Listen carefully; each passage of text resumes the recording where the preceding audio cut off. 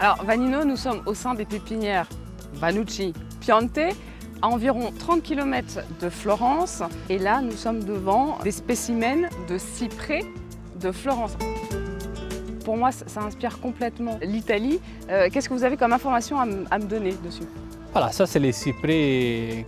En France, vous l'appelez cyprès florentin, c'est vrai, c'est le vrai cyprès d'Italie. Le nom botanique c'est Cupressus sempervirens pyramidalis, et c'est le cyprès qui est origine d'Italie, qui est le symbole de l'Italie avec l'olivier.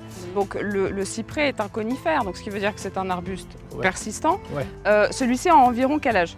Et il arrive à une terre de 1,25 m comme celui-là et qu'il a à peu près 5 ans. On a vu dans une autre partie de vos pépinières que vous aviez des spécimens qui sont immenses, qui peuvent atteindre quelle taille? Vous avez ici en Toscane, vous avez dans la nature aussi des plantes qui font 35 mètres, 30-35 mètres. En culture, dans les pépinières, vous arrivez à avoir des cyprès jusqu'à 10 mètres, 12 mètres. Mais les tailles les plus vendues, c'est la plante d'1 mètre jusqu'à 2 mètres. Et est-ce que c'est une plante qu'on doit forcément, après, chez nous, clients, cultiver en pleine terre ou qu'on peut aussi utiliser dans un pot? Non, on peut les garder en pot. Il y a beaucoup de clients qui les mettent sur la terrasse. Et au niveau de sa croissance, c'est plutôt rapide? Oui, c'est rapide, mais il faut les tailler beaucoup pour faire des pièces bien compactes. Parce qu'une plante pareille, qu'il est à peu près 1,25 m maintenant, qu'il a 5 ans, si vous ne l'aurez pas taillé, il serait peut-être 2,50 m ou même un peu plus. Mais ce ne serait pas comme ça, serait vraiment ouvert, pas bien compact, pas bien vert comme ça. Et alors pour faire les vrais cyprès florentins typiques, il faut beaucoup plus de temps. Nous, après, pour maintenir cette forme, vous conseillez de tailler à peu près quand? La taille, c'est toujours bien en printemps. Quand la plante commence à repousser, quand il a fait à peu près 10 cm, la nouvelle pousse, on peut la tailler à moitié. La moitié de la nouvelle pousse et comme ça la plante continue à... Où vous taillez, il fait, au lieu de faire un rameau, il en fait deux.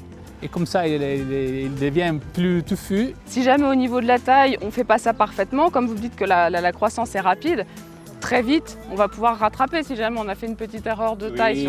Oui, non.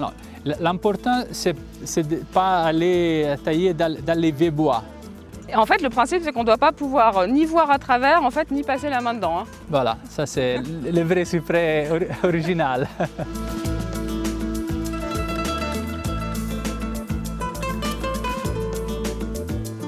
C'est une plante qui est très graphique, c'est comme le palmier. Au niveau de son entretien, c'est une plante par exemple qui craint la sécheresse ou pas? C'est un conifère et les conifères aiment avoir l'eau, pas trop d'eau, mais avoir l'eau parce qu'ils ont beaucoup de feuillage, on peut dire. Et s'il commence à sécher une partie, oui, il peut repousser un petit peu, mais vous avez toujours un cyprès un peu mal formé.